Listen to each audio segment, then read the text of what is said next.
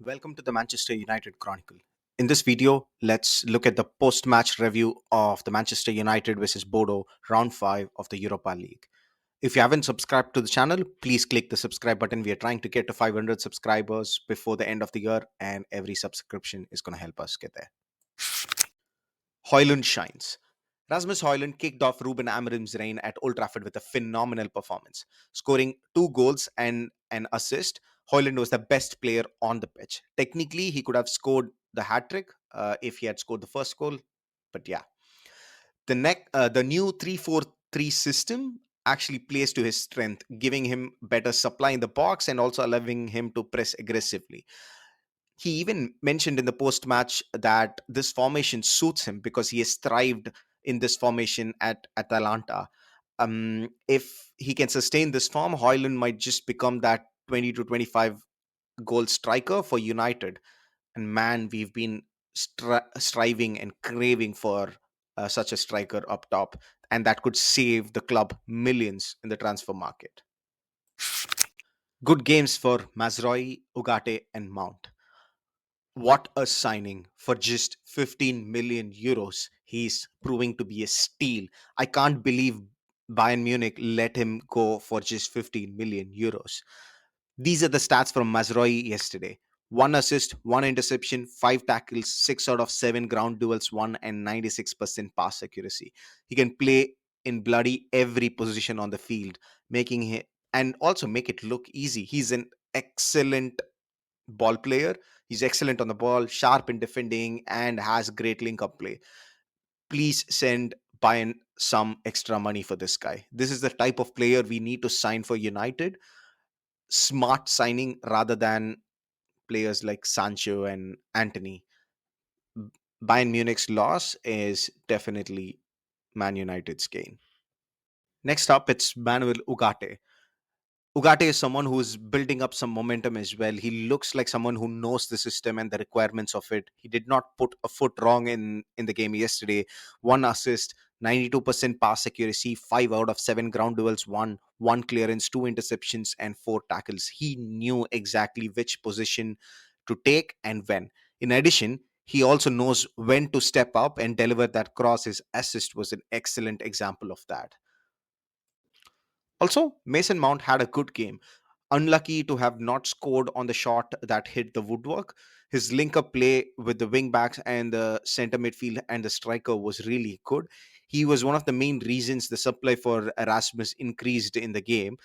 And you can also see that Amorim already has high regards for him. So hopefully he can continue this and make a name for himself in the red shirt. Amorim's tactical flexibility. Amorim has showcased that he is not super rigid with the system. When he realized Bodo are attacking on the left flank of United, he immediately made tactical changes. After the halftime, when Dallo came in, he took up 4-3-3 formation with Dallo dropping as the left back when out of position. But when in position, Dallo, instead of being in the left wing back position, he was occupying more of the left center forward position, and the left wing back position was occupied by Garnacho. So this explains that he can tactically make changes within the game, and this was one of the pain points of Ten Hag, where he usually stuck with his principle and doesn't make that many tactical changes during the game. So that's a really good sign going forward. Questions on Garnacho and Bruno. Garnacho, despite scoring the first goal, I'm not sure he had a great game. Even at even that goal was purely because of Rasmus Højlund. He had two shots on target and two off target. He had gotten continuous chances from Amorim because he's played both the games in the starting 11, but he needs to capitalize on them even better. Maybe he's still getting used to the system of playing that left forward position, but hopefully he can become more productive soon because his output is not great currently. Similarly, Bruno for me had a very average performance. He was dictating the tempo from the midfield because, unlike the game with Ipswich, he played in the deep midfield position. But both the goals Bodo scored, we can attribute to Bruno being in more advanced positions. In the first goal, you can see the picture on top that Bruno was not tracking back quickly enough and marking Evian on the right. If he did not move too aggressively into the attacking positions, we could have avoided this. And Bruno was only a couple of steps away from Evian when he made that goal scoring strike. For the second goal as well, if you can see the image on the top, Mount dropped down and was marking the player. Bruno was just floating in the middle without any player to mark. If he had dropped further down and marked Evian, then Martinez need not have stepped out of defense to mark Evian.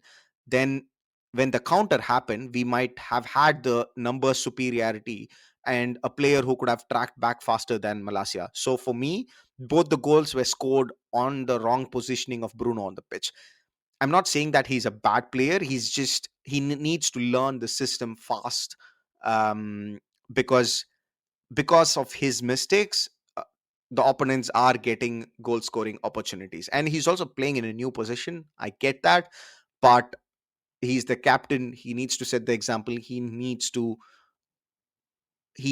know the system and the requirements, and be that senior player on the team. And number five, improvement needed with Malacia and Antony. Despite the opportunity, I think Antony did not make a great impression in the new system. He was a bit slow in making the decision, spent too much time on the ball. This made the opposition get back in shape whenever he got the ball.